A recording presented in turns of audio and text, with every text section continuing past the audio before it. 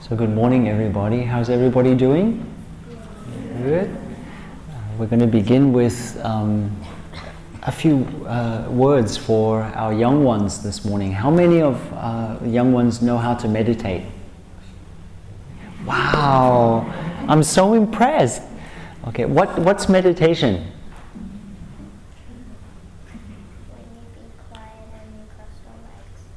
When you be quiet and you cross your legs. Very good. Yes. Who else? Who else has an idea about what meditation is? Any other suggestions? How about you? No idea. Even better. Even better. That's good. That's exactly right. Any other thoughts about meditation? Yeah. As we get older, we have so many ideas about what meditation is. So I'm very impressed that there's not too many ideas about what meditation is. Would you like to learn a very simple way to meditate? I like to share with you a practice that we do in Plum Village called the Pebble meditation. How many of you have practiced Pebble meditation before? Anybody? So this is okay. Do you like it? It's good, isn't it? So I brought some very good friends of mine, and this is a practice that we recommend for everybody. In this practice, we each go and we choose a few different pebbles that represent different things for us to help us remember what to do during meditation. Let me show you some of my pebbles.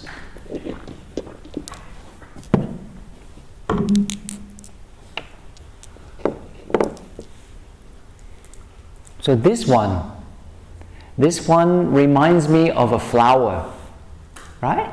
Looks like a flower that's blooming, a beautiful purple flower. Every time I see this mineral, I think of the freshness and the beauty of a flower. So this is the first one, and each of you can go and find a pebble. Maybe it doesn't look exactly like this, because you know there are so many different kinds of flowers. Maybe millions of different kinds of flowers, different colors, different sizes, different fragrance. Just like each one of us is also quite unique. We're all a little bit different. So you might like particular kinds of flowers, and you might not really like other kinds of flowers, and that's okay. So the first thing we do is we find a pebble that reminds us of a flower. And when you see a flower, you see the beautiful colors, and the flower's open, and it's just saying hello to you. Hello. And asking you, are you really there? Can you say hello back to me? And so the first part of our meditation, when we hold this pebble, is that we imagine that there's a flower right there in front of us. And we're really alive. And the flower is really alive too. And then we keep on practicing. And we look deeply and we try to visualize, imagine that flower blooming in every cell of our body. It's a beautiful feeling. When the flower blooms, what happens? It releases a very beautiful fragrance. You can see all the colors, all the tension is gone. So you feel completely new. So you hold this pebble in your hand, the flower is really there, you're really present too, and you allow every cell of your body to bloom like a flower. And then you're fresh. Not carrying every worries and things from the past, but just being fully alive right here and right now. So let's all do this together. Just imagine that. Close your eyes and imagine that there's a very beautiful flower right in front of you. If you can't imagine, you can see these beautiful flowers here. Native flowers and birds of paradise right here. So beautiful. They're saying hello to you. So you can say hello back. You're really there. The flower's really there. And you look inside and you allow those flowers to bloom in every cell of your body. Just breathing in and breathing out, I see myself as a flower. And I bloom and I radiate freshness.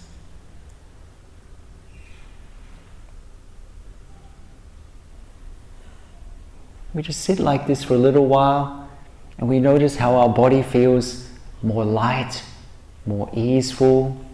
We feel more happy. Then we can put the flower pebble down. And then we pick up the next one. Can anyone guess what this one is for? Yeah? Mountain. A mountain, exactly right. This one is from Vulture Peak in India. So it's a mountain. When I look at this, it's not only from a mountain, but it's heavy. We can feel it. So a mountain is very solid, right? It's not that it doesn't move, because mountains actually do move, but it feels solid. So with this one, we hold this rock in our hand and we imagine, we visualize a mountain. We can also feel our body to be a mountain, where we felt that energy of freshness and lightness before. Now we can feel our deep connection with the earth. If we look deeply, we can also see that we came from the earth. We can feel the earth in every part of our body. So sometimes we think the earth is down there, but in a lot of ways, you are the earth, sitting on the earth. So you feel the weight of your body, you feel the solidity of your bones. You sit like a mountain, and you feel that sense of solidity. So let's all close our eyes and really feel the heaviness of our body in contact with the earth. And feel the support of the earth holding you up. And visualize yourself as a mountain. The storms can come, the winds can blow, the rain can fall. The mountain is still there. Feel that sense of solidity.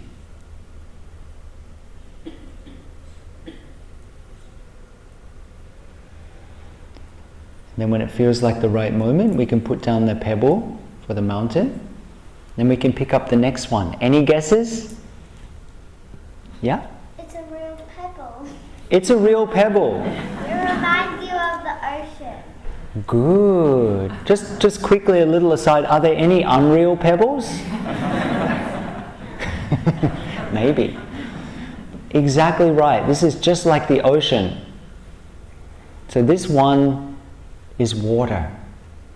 Still water. It reminds me of the blue color, and when I hold it in my hand, it's a little bit cool as well. It has a coolness to it. So has anybody ever been by a lake, seen a pond or a dam, and when the water is very still, what happens? You can see the clouds in the water, right?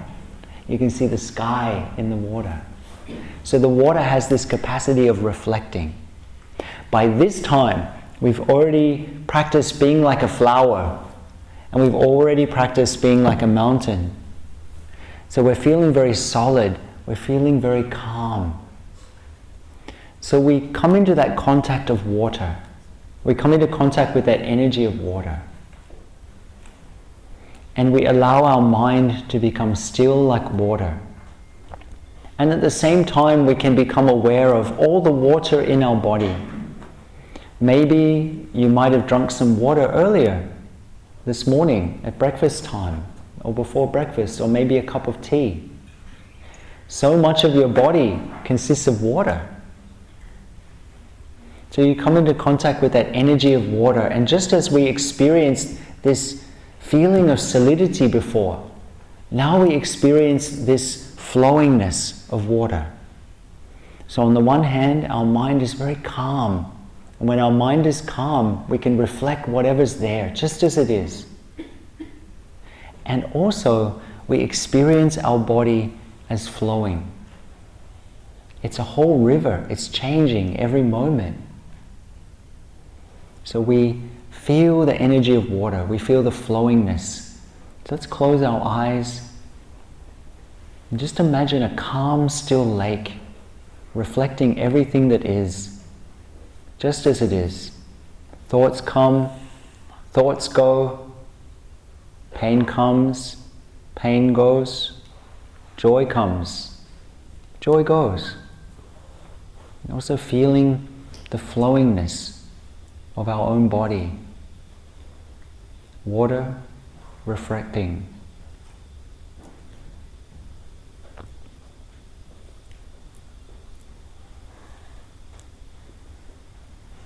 Then when we feel ready, we can gently place that one down. Then we pick up the last one. Any guesses what this might be? No guesses? No guess? Nighttime? Nighttime? Okay. All right. Space. Space. Is that a space rock? Is it a space rock? This is actually what's called obsidian. So actually it comes from lava. It comes from volcanoes. But I love the fact that it's really black. It's really dark. So it reminds me of outer space. And sometimes when I have some challenges or some difficulties, and then you do this practice of seeing ourselves as space, then these things seem very small. Just zoom out a little bit. And the earth is very small, everything's very small. And also this sense of vastness, space is without end.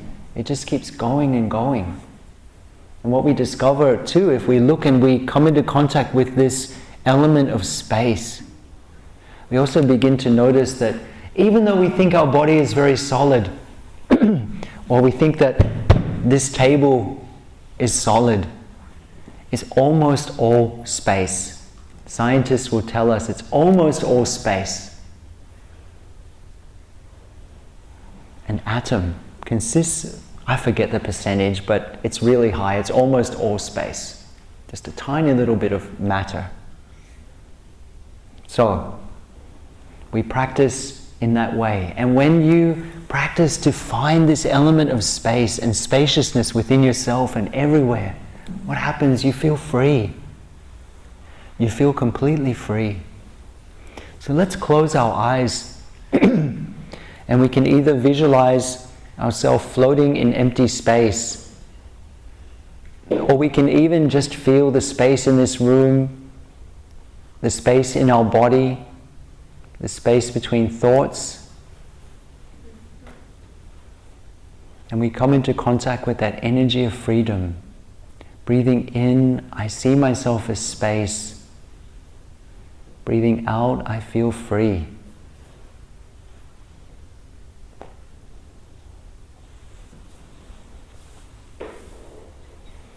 And then we can place down that rock.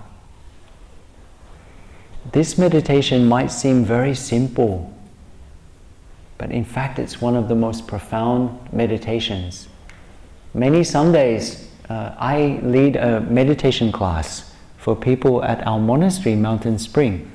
And I love to teach this meditation in different ways. Maybe I don't use pebbles, but this meditation is a very, very deep and beautiful meditation.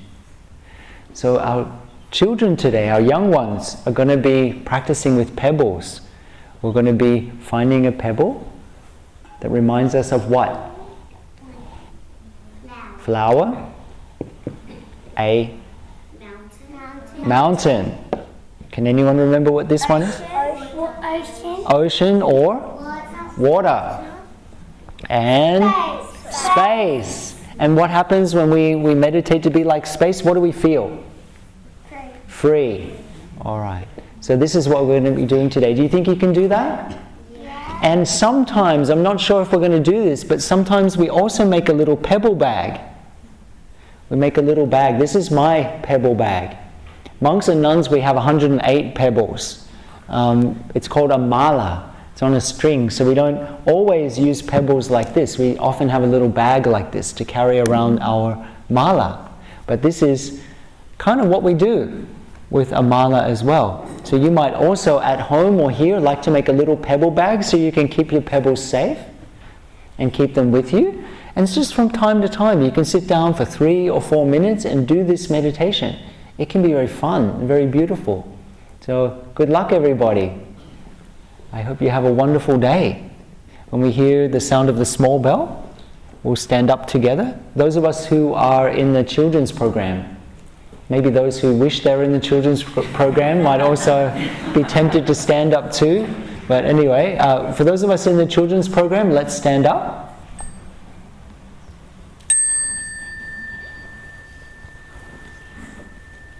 And we can turn to everybody and we'll join our palms at the level of our heart, just to offer a flower to everybody. And when we hear the sound of the small bell, we'll bow and we'll make our way out with Sister Dayu for the children's program.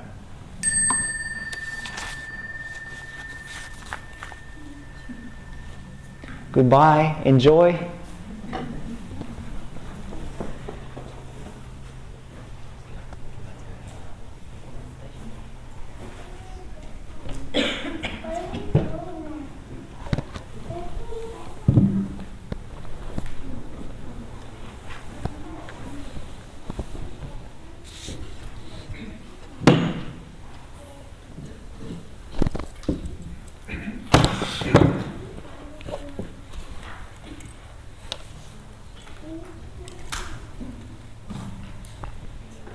In one of the most ancient teachings of Buddhism, there's a phrase where the Buddha said, this generation is entangled in tangles. I was just experiencing that with all the different wires that are coming out here. Let's untangle ourselves with the sound of the bell.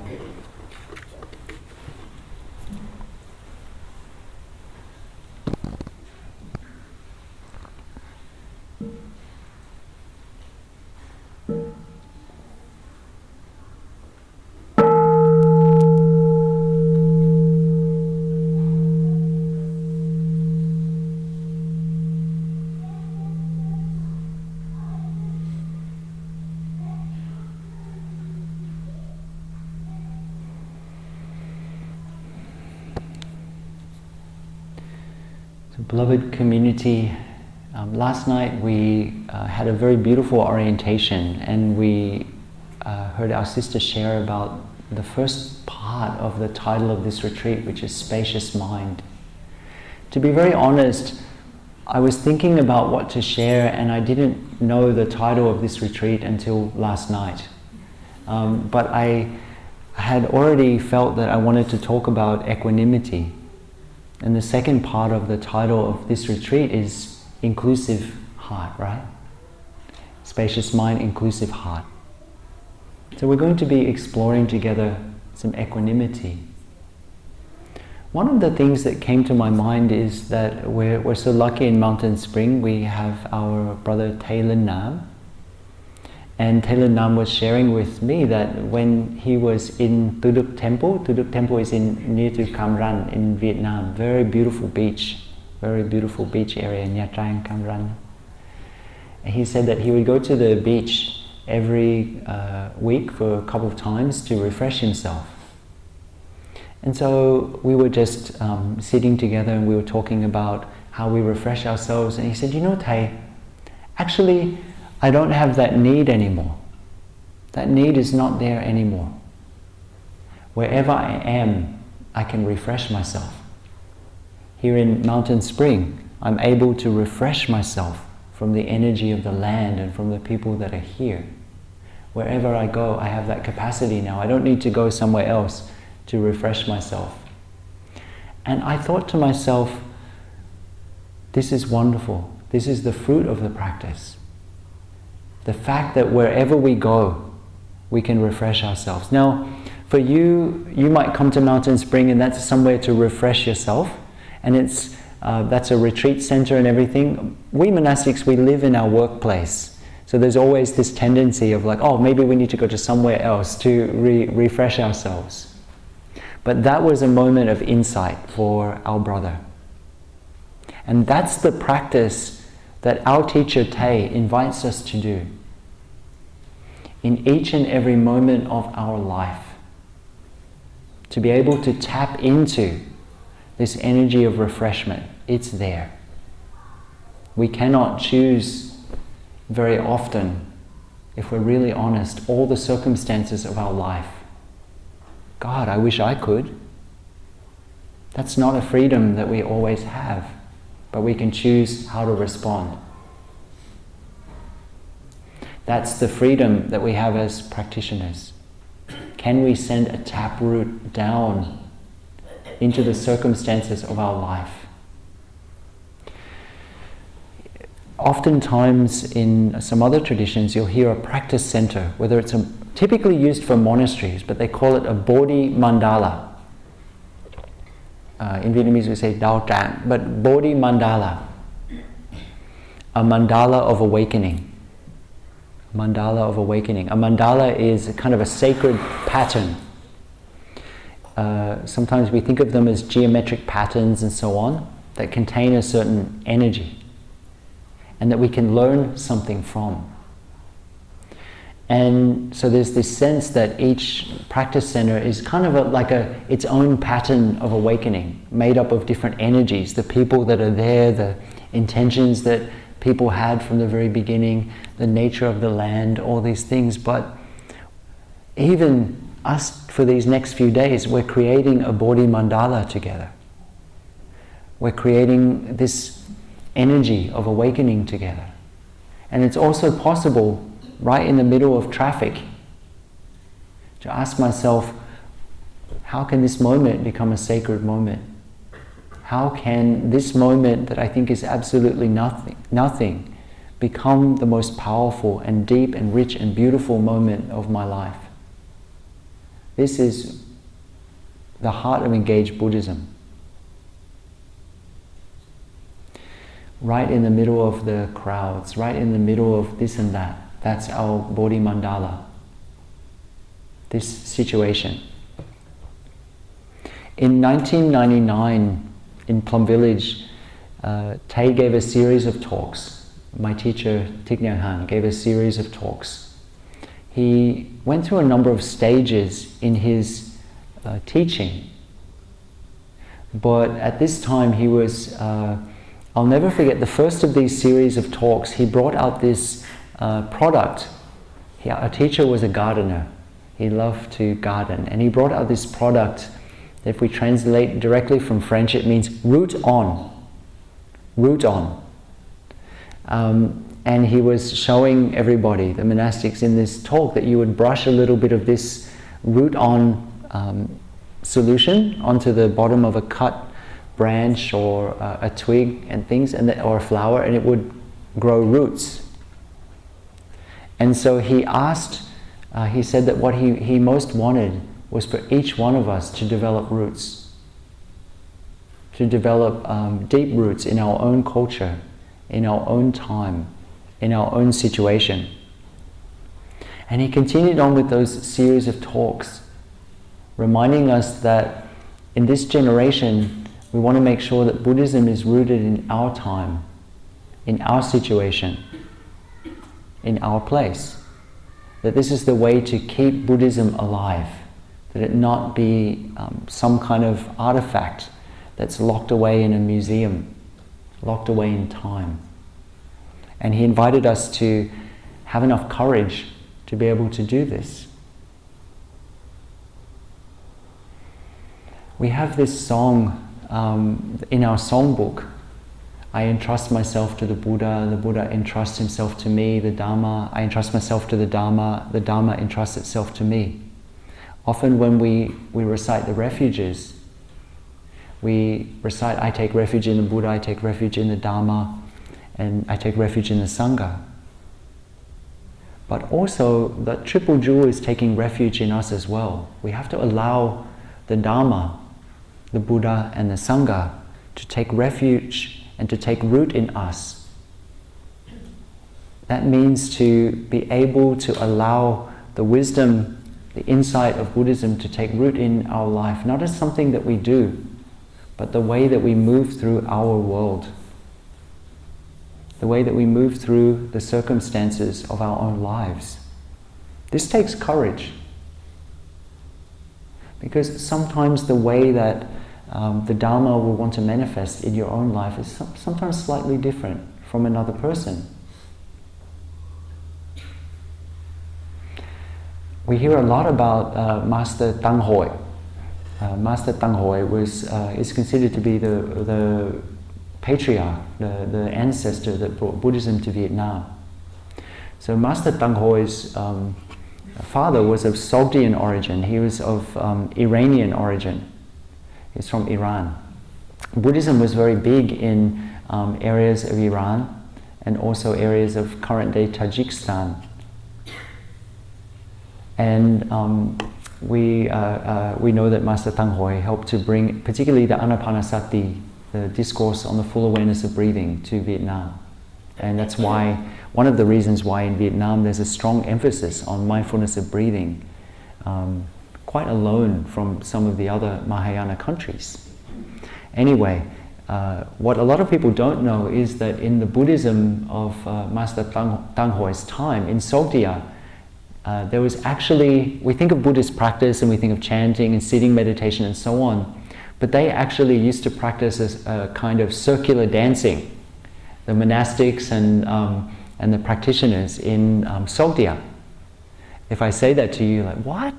I can't even imagine that that would be part of their daily practice. But this is well documented, that Sogdian Buddhism had these kind of practices there. Quite beyond our thinking. But that was something that was part of Sogdian culture that they adapted and used as a skillful means to be able to teach Buddhism in the Sogdian context. I'm not necessarily saying that in Australia we need to have bush dancing as part of our Dharma transmission, but I hope you get the larger point, that over the course of hundreds of years, Buddhism takes on the characteristics of its environment. This is Buddhism not as a set of dogmas, but as a lived tradition. This is something that we need to have the courage to be able to do. One time, my teacher said to me, Shen Phap Hai, you need to stop all of your running around. Stop all of your running around, looking for this and that and other things, and wherever you go, that is the place that you need to put your roots down. That you need to be able to find something, because if you're always running around, you'll never find anything of value. And of course he meant that kind of externally, but also he meant it internally as well. To be able to stop all of our running away from something or our running towards something, those two extremes, but to put down roots into our own life, into our own experience. That takes courage. It's much easier to read a whole series of books, to then kind of try to fit our experience into what the books say, rather than to actually apply these practices which on the surface seem very simple, but can transform our life. The actual fact is, if we have the willingness to send a taproot down into our own circumstances, to look deeply into the circumstances of our own life, to shine the light of mindfulness on the pain, the difficulties, the joys, the happiness of our own life, that's where the wisdom and healing is going to come from. That's where the insight comes from. The aim of Buddhism is for you to become your own teacher, for you to awaken what's been there all along within yourself, and to offer that wisdom from your own experience for yourself and for the world. This is not wisdom from others. This is not you memorizing a whole series of lists. And we all know Buddhism is very big on lists.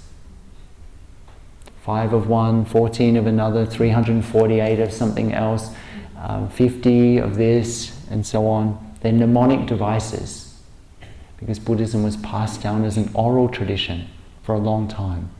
And it's so tempting to think, one more sutra, Once I master this sutra, once I finally finish my study of whatever sutra, insert whatever sutra, the Heart Sutra, the Diamond Sutra, the Lotus Sutra, the Pali Canon, whatever it might be, then I'll finally get it.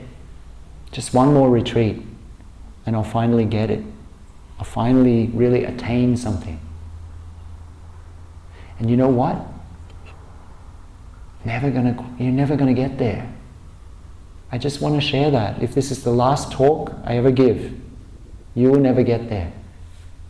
At the same time as you have been there all along. You have been there all along. The most courageous, most beautiful, most wonderful and scary thing is for us to turn that attention around and to look at the circumstances of our life and to be able to bring that wisdom forth. We often approach our practice, it's subtle, but in a kind of consumeristic way. We practice in order to get something.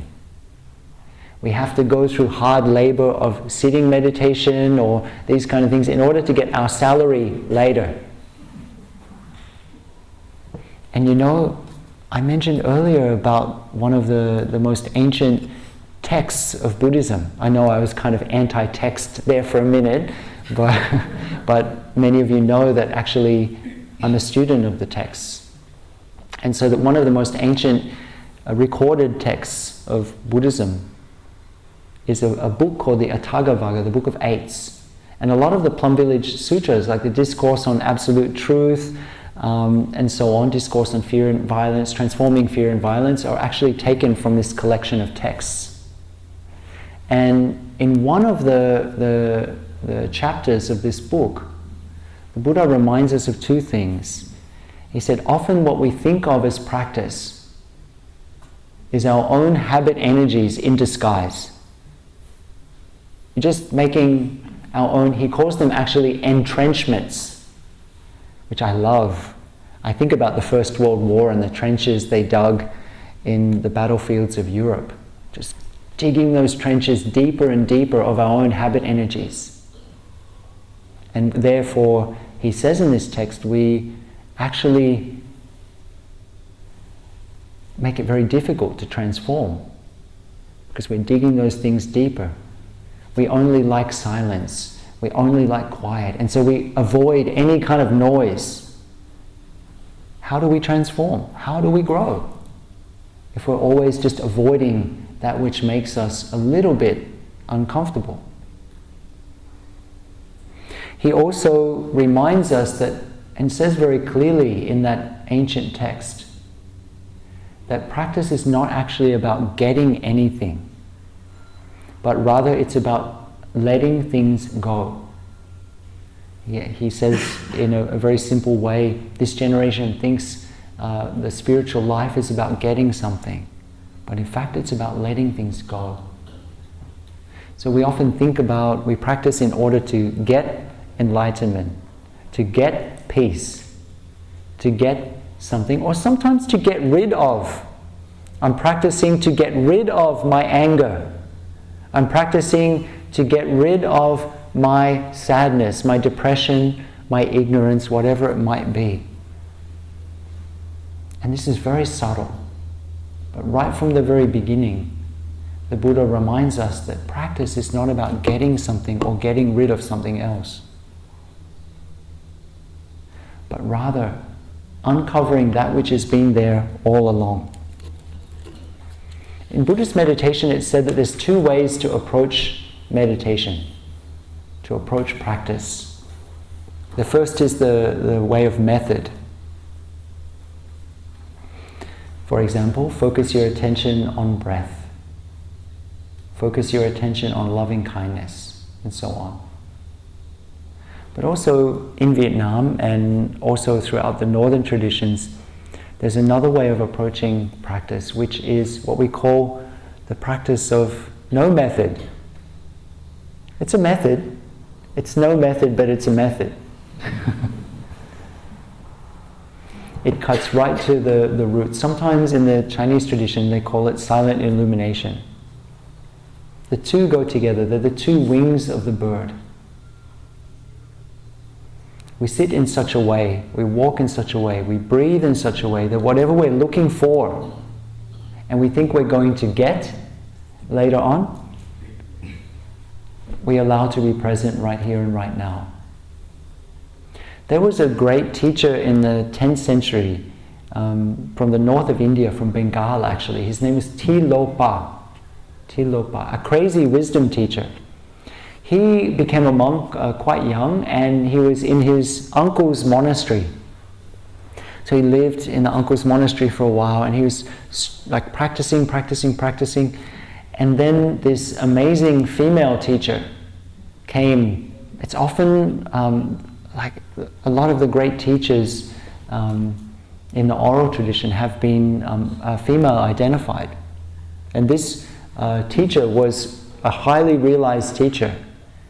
And she said to him, you are caught up in the form. Let me teach you what is real meditation.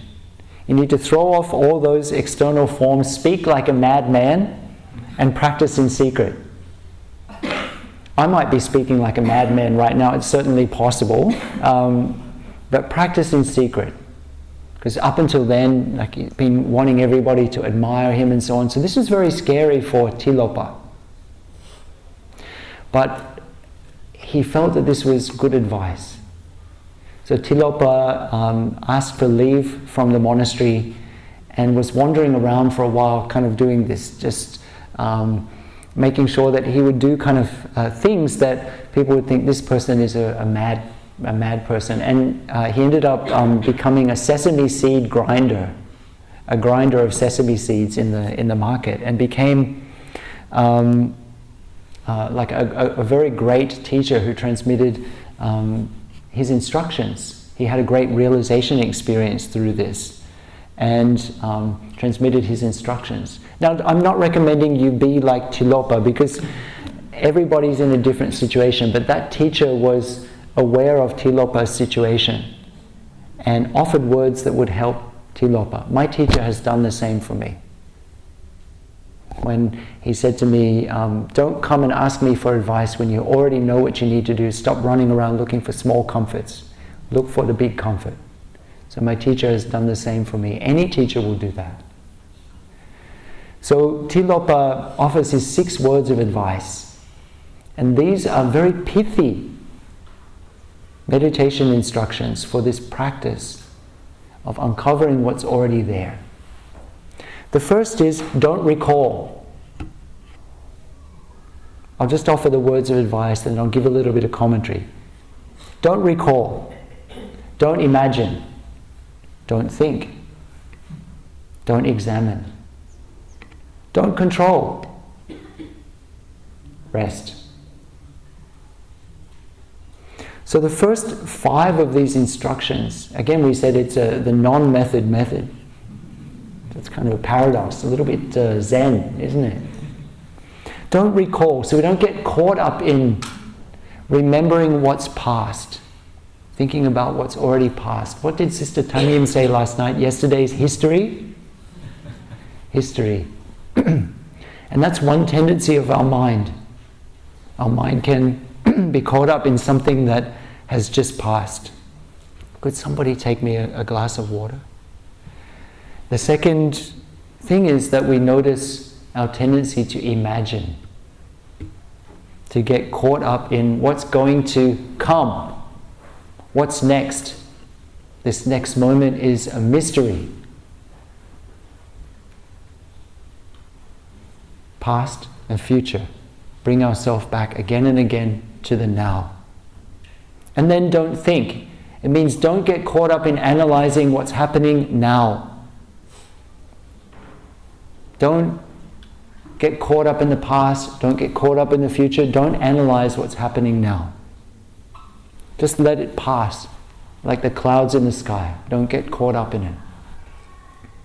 Don't examine means don't try to figure anything out intellectually. This is our tendency, and we in our modern society mistake this kind of analytical knowledge for wisdom. In Vietnamese and in Chinese is 智慧, in Vietnamese is trí tuệ.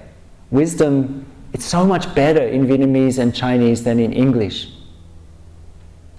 We think wisdom is knowledge, and we admire all these academic papers and so on, these kind of things. I've written an academic paper. They're not worth the paper they're written on. It's called A Buddhist Approach to Consumption.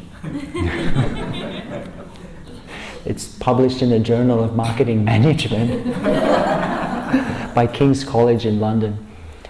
Anyway, we mistake this intellectual knowledge for wisdom. But with the insight of Buddhism, 智慧 or 智慧, it means when you have some knowledge about something and combine it with your own experience, it becomes wisdom. So you have some knowledge about something, but you need to combine it with your lived experience, then it becomes wisdom. 智慧. So don't try to figure anything out intellectually. Meditation is not some kind of mental gymnastics that we go through. That's not where our wisdom is going to come from. Don't control. This is a big one. Don't try to make anything happen. Don't try to manufacture any kind of experience. And the final one, the sixth one, rest, just rest, is the summary of the last 5 steps. Rest. This instruction, again, it's that second wing of a bird. The first wing is the wing of method, but underlying that, we need to also have that second wing. And this is a very beautiful practice to do whenever we notice that we're caught up in the tangles. Don't recall, don't imagine, don't think. In meditation, don't examine, don't control, just rest again and again. And if you do that, you'll notice something very interesting. Our mind has this tendency to want to fixate all the time, to try to find anything to fixate on. But underneath that tendency, you'll discover something very beautiful. Just like we say, behind the clouds is the blue sky. That underneath that tendency of running here and there and everywhere is this spaciousness, is this place of deep rest that's been there all along, that you don't need to go anywhere else to find. Let us enjoy a sound of the bell.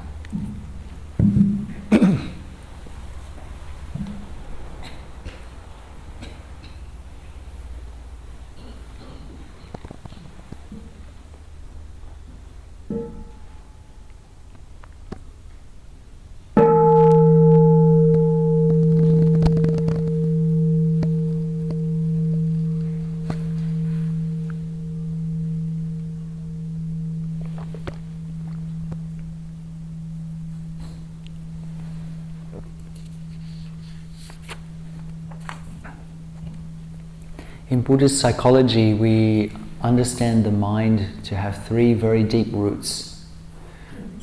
All of us have these roots. For some of us, one or another of the roots will be more deep or larger than others. These are translated into English as greed, as hatred, and delusion. So greed meaning the desire for more of something, to want something more. Or hatred, this sense of aversion, which can range from outright hatred to just this slight turning away from something, to want less of something, or to want to push something away. And the third root, which kind of is always there, is this tendency to not see things as they really are, to get caught up in outer appearances, which we call delusion. Sometimes these are called poisons. And when I think about ways to deal with what we call these poisons. There are, to me, 4 ways to deal with poisons, to deal with these, what we call obstacles. Although for me, actually, that I don't see them as obstacles, I see them as the very ground of practice. If we're not practicing with these things, what exactly are we practicing with? So I think there are 4 ways that we can typically approach poisons. The first is to avoid them, to avoid something, to try not to have that situation touched or watered. If we're not very stable, there can be a period that's actually helpful, that we take some time to gain some perspective, but it can't be a lifelong strategy if we want to develop wisdom. Because we want to come to an understanding of how something arises, in what situations. And in what situations doesn't it arise? How does it feel in our body and mind, and so on. If you avoid it, it's kind of like a poison plant in the garden. If you avoid it, it's going to send up other plants everywhere. Sooner or later, it's going to take over the garden. The second way is to create a war. And a lot of people who are beginning on their path of practice can have this tendency, it can be very subtle, to create a war. And I see it even in some of the terminology we use, fight the defilements, and so on. We create this struggle against. And this is kind of, to me, it's really insane.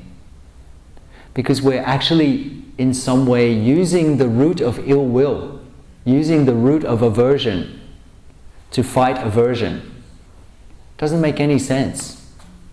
You're using one of these 3 roots to try to get rid of everything else. It's like thinking there's a bushfire out the back. Our monastery is in a very bushfire prone area, and when Brother Tenzin and I moved there in 2020, the forest at the back, the bush at the back had all burned, and it would be like if the fire was burning, then the helicopters going over, and rather than dumping water, they just dump kerosene all over the bushfires. It's not going to help the situation. Using fire to fight fire, using ill will to uproot the root of ill will. How's that going to transform it? So that's the second way, creating this sense of war within ourselves. There's enough war within us and around the world at this moment in time. We don't need to be doing this, friends. The third way is indulging in it. This is the third possibility. I'm not going to be able to transform it anyway. I may as well eat these 3 packets of Tim Tams. One of our brothers, the other day, he's been in Australia a few months, and the other day he asked me, what is a Tim Tam? It's time for the Tim Tam transmission. And the fourth is to transform it. To transform it. To find the wisdom within it. To not indulge in it. To not lose ourselves in it. To not completely push it away either. To not say like, I'm not going to look at that, that's a horrible thing or whatever. But rather to transform it. Something cannot become nothing. If we have a seed of anger, for example, what do we think we're supposed to be shining our light of mindfulness on? Is mindfulness just there to make us feel good, and we've done our mindfulness for the week, and it's like the gym? Mindfulness is always mindfulness of something. We shine the light of awareness and we come to understand, why did we react like that? Why did that other person react like that? How did this situation come to be? Situation in our own mind and heart, the situation around. That's where life-giving and transformative wisdom comes from. And each of us has our own circumstances. They're not things to be avoided, but we shine the light of mindfulness on those things. In Buddhist iconography, Buddhist paintings and things, you will see a lot of images of peacocks. A lot of peacocks. In some temples you'll go and you'll even see peacock feathers here and there. There's a story about peacocks, which may or may not be true, but it's a teaching story. Peacocks have very beautiful feathers. They're stunning. But the story goes that peacocks actually seek out poisonous things, poisonous substances to eat. And the beauty of their feathers is from that. The fact that they eat the poison. I didn't have a chance to ask Uncle Google about this one, but this is what has been shared in a number of lineages. So in some way, the reason that there's peacocks in Buddhist iconography is because of this idea. And what this means is not that we, and definitely not, do not mistake what I'm saying, it's not that we indulge ourselves in all of these things at all, but rather what we do is to take something that we think is of no value in our own experience, in our own mind, and in our own heart, and ask it to become our teacher. If we feel abandoned, how can we offer comfort to others, for example?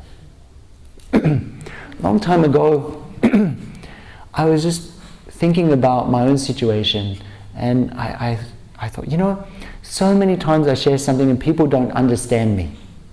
And oh, woe is me. So difficult, it's a pain, and so on. So then I just wrote down, if I'm not understood, may I offer understanding. Then I went through a period of time where I was treated very poorly. I went through a very difficult situation. And then I thought, I wrote down, if I think people are not kind to me, let me be kind to others. This is the kind of thing we need to do. Maybe there's 20 different things on my list right now. Our usual tendency is to become a victim of these circumstances. But how can we take those circumstances and turn them into beautiful feathers? Some of those poisons are horrible. They're terrible. But how can we transform them into beautiful feathers? This is what we need to do as practitioners. The things that we call obstacles, things we don't want to look at, are actually our greatest teachers. I wish I could be up here and tell you something different. I wish I could tell you that the greatest teachers of our lives are the ones that just confirm everything that we already know, and it's just great and we feel good about ourselves. Our real teachers are the teachers that challenge us, that call us forth. A while back, I got a letter from one of my mentees. This was a monastic mentee. So he was having some difficulties in his practice, and he wrote to me, "Dear Tay, something beautiful happened over the past few weeks. As you know, I've been having a very difficult time. After our consultation, I've been practicing wholeheartedly, and my suffering has not gone. But my attitude towards it has changed. After the past week of loving kindness practice, I'm not afraid of my suffering anymore. And I don't keep thinking that I need to get rid of it. I'm determined to embrace whatever comes up tenderly and to make good use of the mud to continue growing lotuses in me." That's a very good student, very good brother. My suffering hasn't gone. And I'm not despairing about that. But actually I see what I need to do is to make beautiful flowers from that mud, not from somebody else's mud. Very beautiful. Something can't become nothing. Transforming our anger, transforming our pain doesn't mean that we get rid of it, but it transforms into something else. Its nature changes. Transforms into wisdom, into healing, into insight, and all of us have this capacity. So insight doesn't arise from thinking, never has, but from shining this light of mindfulness on whatever's arising, the pleasant things, the painful things, the confusing things. That's where the insight comes from. We have this tendency to run from pain and towards happiness, towards what we think is happiness. That's our human tendency. And it's a bit of a pity. I'm not saying we run towards those things that are challenging. I was in the children's program in 1998, I think it was, in Plum Village, and we had a young person who was on the staff of that children's program. She was from Manhattan in New York, and she said, there are some days that I just want to wear all black, put on a big hat, sunglasses, and go and, this was still the 90s, and she said, and I want to go and smoke cigars in the back of a dark cafe all day. So I'm not saying do that. Don't run towards what is painful, what's difficult, because believe you me, there's more than enough that will come in our life. You don't need to run towards it, trust me. But also, don't run away from it. Don't run away from it. Turn the light of mindfulness towards it. Come to understand how it's come to be. This is the first fruit of the practice that we call the fruit of the practice of not running away, of not running anymore, not running from our own life. This is what it means when we say that we come to the stage where we're not just taking refuge in the Buddha, the Dharma, and the Sangha as something outside, but the Buddha, the Dharma, and the Sangha are also entrusting themselves to us. This is when the triple jewel begins to take root in us. Let's have a sound of the bell.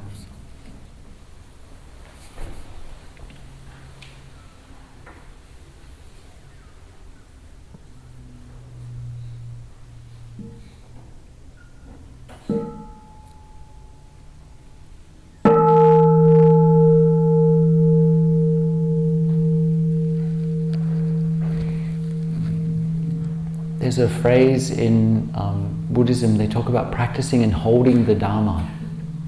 Practicing and holding the Dharma. We've got to be ready to hold the Dharma, and we can only hold the kind of Dharma that we're ready to hold. And Dharma here is not a collection of lists and sutras, but the wisdom that arises when we have the capacity to look at our own experience. And this takes time and a sense of humor. Really, I think one of the great fruits of meditation practice is that we learn not to take ourselves so seriously anymore. There was one time that I was congratulating myself on my technical capabilities.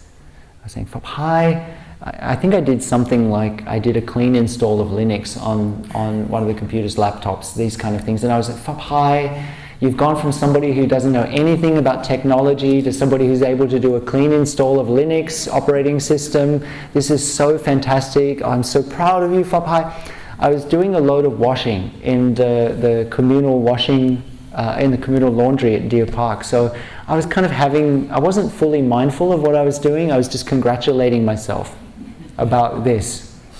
Taking the clothes out of the washing machine, putting them into the dryer, and saying, you're so good with technology, so good. And then I pressed the start button, and the water started to fill what I thought was the dryer, and it was actually, I put my clothes from one washing machine into another and started another cycle of washing. It was too late, I couldn't do anything.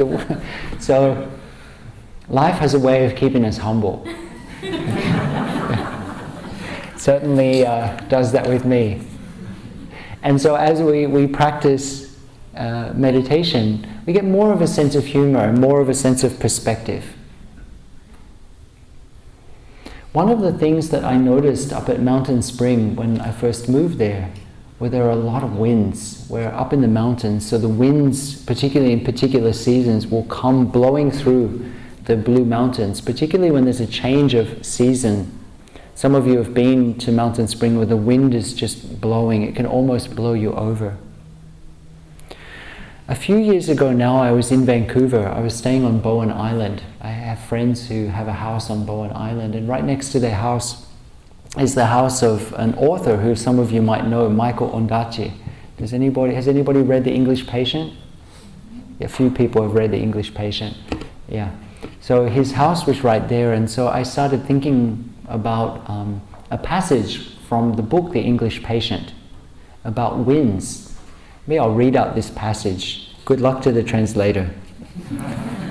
There is a whirlwind in southern Morocco, the Ajej, against which the Falehin defend themselves with knives.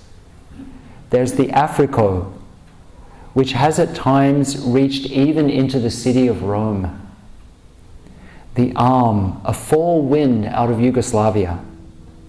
The Arifi, which scorches with numerous tongues. These are permanent winds that always live in the present tense. There are other, less constant winds that change directions, that can knock down horse and rider and realign themselves anti-clockwise.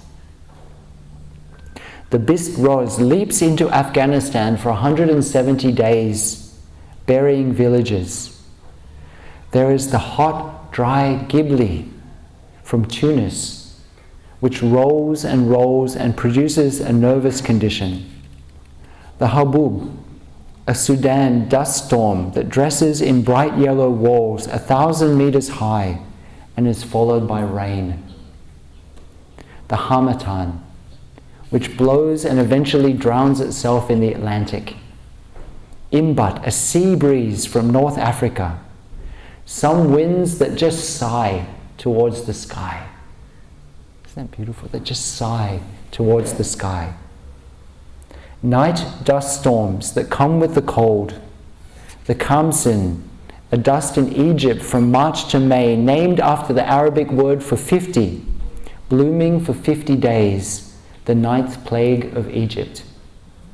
The Datu, out of Gibraltar, which carries a fragrance. There is also the secret wind of the desert, whose name was erased by a king after his son died in it. And the Nafhat, a blast out of Arabia. The Mezar Ifulasan, a violent and cold southwesterly, known to Berbers as that which plucks the chickens. The Beshabar, a black and dry northeasterly out of the Caucasus, a black wind. As well as other poison winds, the Samum of North Africa and the Solano, whose dust plucks off rare petals, causing dizziness. And then there are other, even more private winds. Beautiful passage, luminous passage. And it's these other private winds that we speak a lot of in Buddhism. We speak about 8 of these private winds, winds that can blow from within our own mind and heart, but that are blowing around us all the time. And in fact, the Buddha said that every single thing that arises, every single worldly Dharma that arises, is because of one or other of these 8 winds. They're 4 pairs of opposites. The first is gain and loss, which we spoke about in the beginning of this talk. I'm practicing to get something. I'm practicing to get rid of something else. This is how it appears in terms of the practice, but also in relationships. Any kinds of business and so on, gain and loss. This is the first of these private winds. The second is status and disgrace. This is a big one in our society, and it's also a big one in the Sanghas, and it's very subtle. We can want influence and power and so on, and it can be very subtle. I want to force everybody to follow our view. There's also praise and blame. Praise and blame. It comes in many ways. In my position, if something goes well in Mountain Spring, it's an interesting one to reflect on. Something goes well in Mountain Spring or in the Sanghas, people are like, oh, it's so lucky to have Phap. It's thanks to Phap. Phap did this. That's so wonderful. And for me, I noticed when somebody says that, I noticed a tendency of my mind. When somebody says those kind of things, I'm like, it's not because of me at all. It's because of the Sangha. It's because of all the brothers and sisters. It's because of all causes and conditions. I'm just one of them. So I noticed this tendency of my mind. And then when something doesn't go to plan, which happens more often than you would think, oh my God, could we have a day when something goes to plan? When something doesn't go to plan, people then say, it's because of Phap. People leave Mountain Spring because of Phap. We can't build this here because of Phap. We can only have 100 people on a day of mindfulness because of Phap. Because of Phap, Mountain Spring cannot develop. And I noticed this tendency of my mind, even though when people say all these things, oh, it's because of Phap, we have Mountain Spring and it's so wonderful, I'm like, no, it's because of the Sangha, it's because of all causes and conditions. When the other side comes, blame, the tendency of my mind is to say, yeah, it's because of me. It's because of me. It's because I'm not a good elder brother. It's because I couldn't take care of that person well enough. It's because actually there are days that it's so painful that I can hardly walk, so I couldn't take good care of the physical facilities, I couldn't do this, couldn't do that, and it's so easy to get caught up in that. Some of us might have the tendency that when people praise us, we're like, yeah, it's right, it's correct, I'm fantastic, and no, that stuff, no, it's not my fault at all. But the tendency of my mind is different. So when these winds come up, it's a very interesting practice to see what is the tendency of our own mind. Which side do we fall on in any given situation? Each of us has a particular kind of natural turning of our mind. And this is where some insight, jite, will come about. Praise and blame. There's also a practice, it's a very deep practice, and it's in the Practices of a Bodhisattva by Shantideva.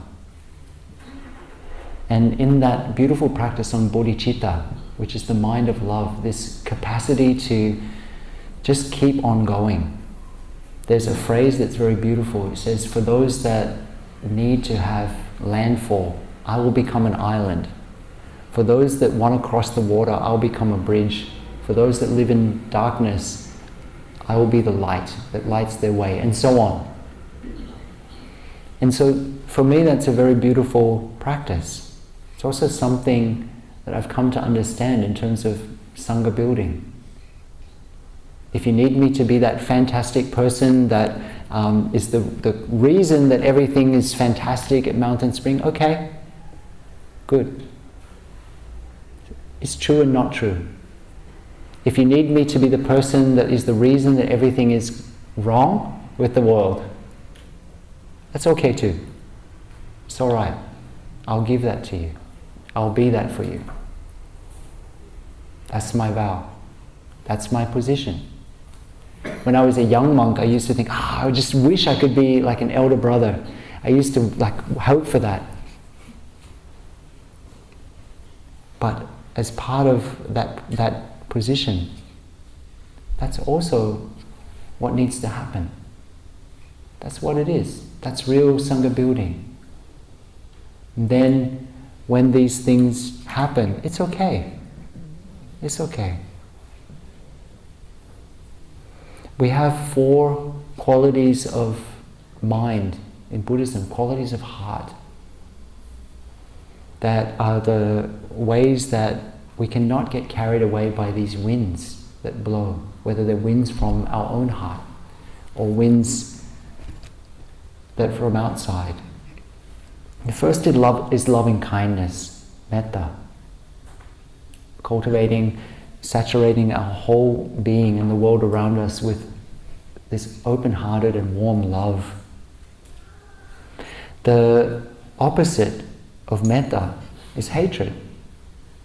But it also has a near enemy as well, something that can be mistaken for, which is this attached love, this attachment.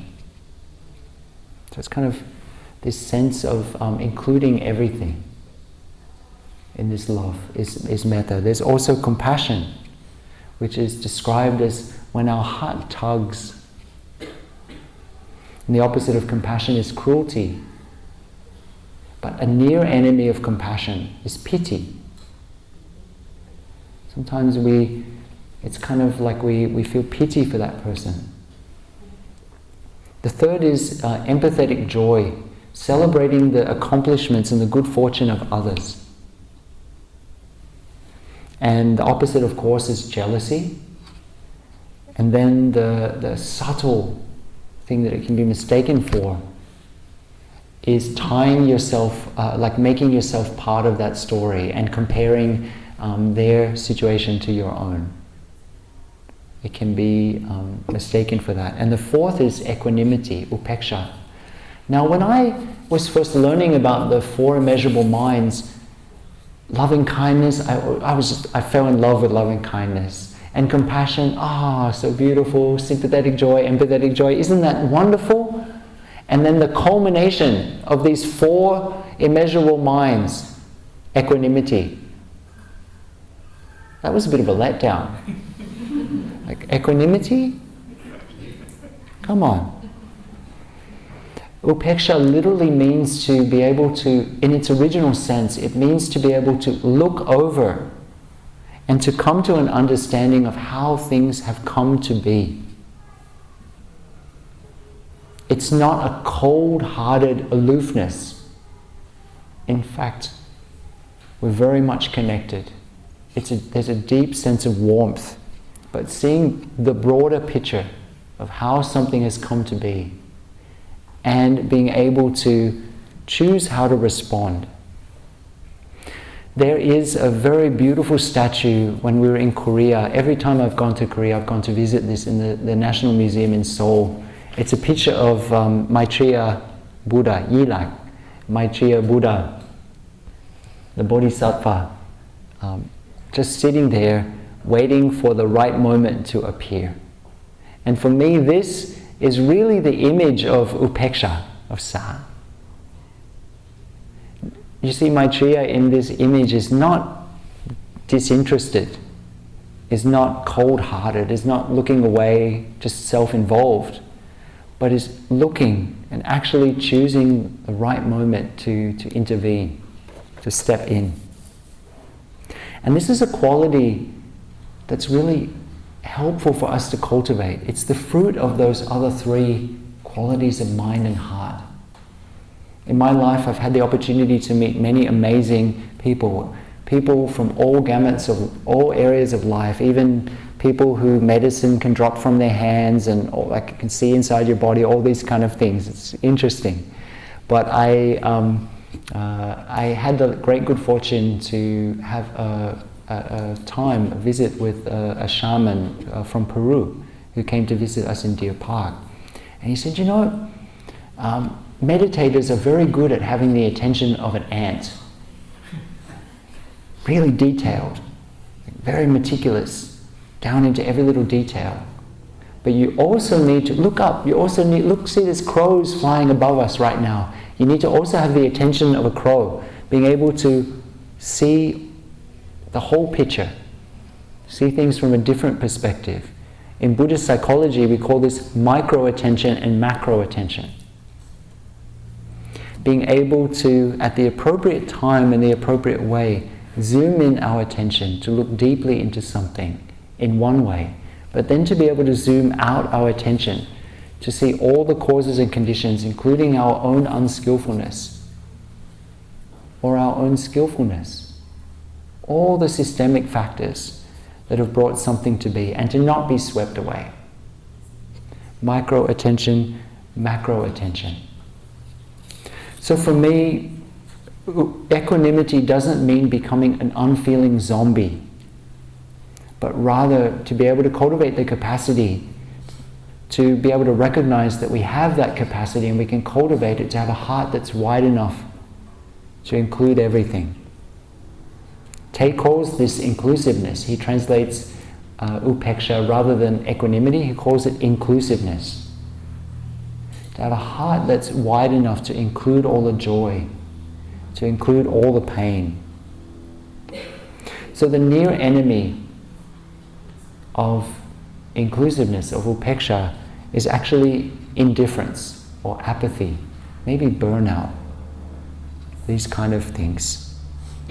So this mature equanimity manifests as this open-heartedness. You know, it's okay. This situation has come to be, this emotion has come to be because of these causes and conditions, and we know that it will also transform. It will also not be a fixed thing forever. It will change.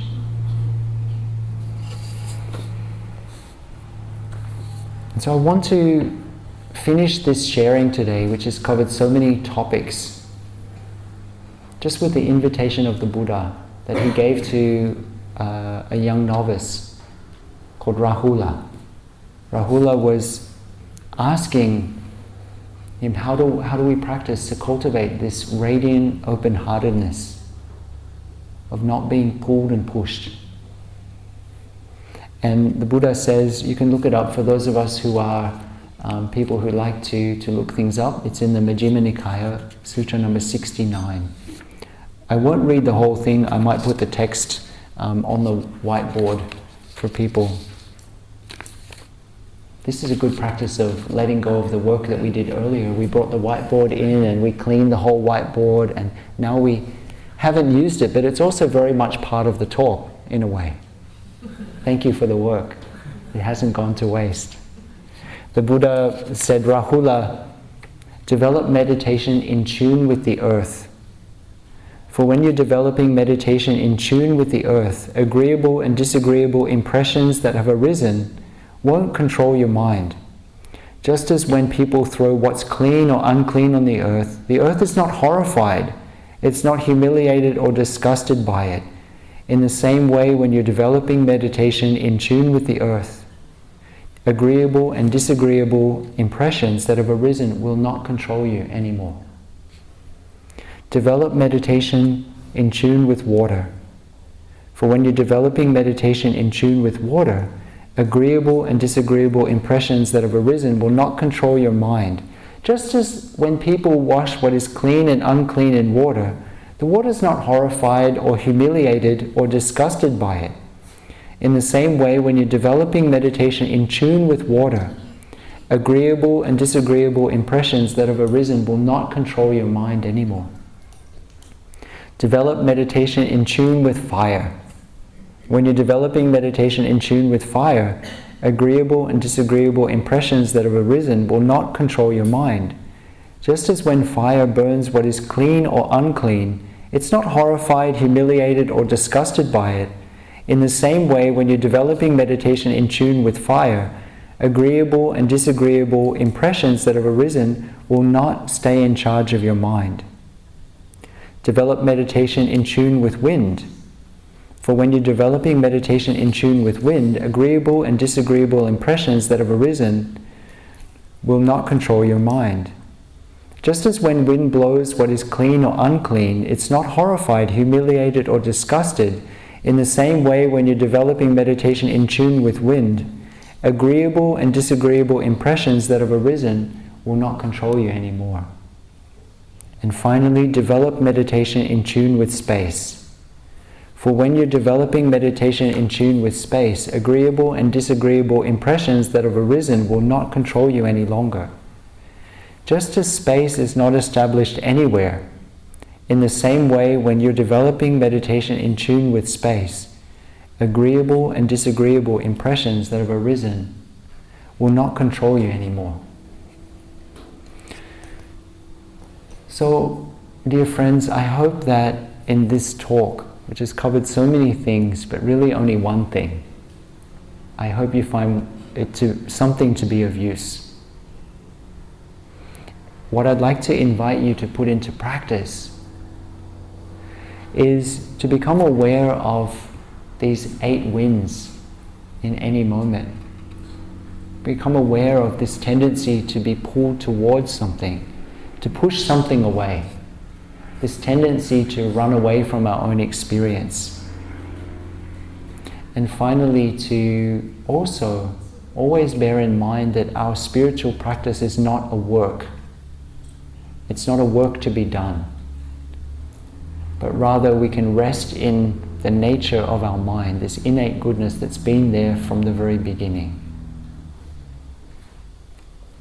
So thank you, dear community. I hope something's been useful.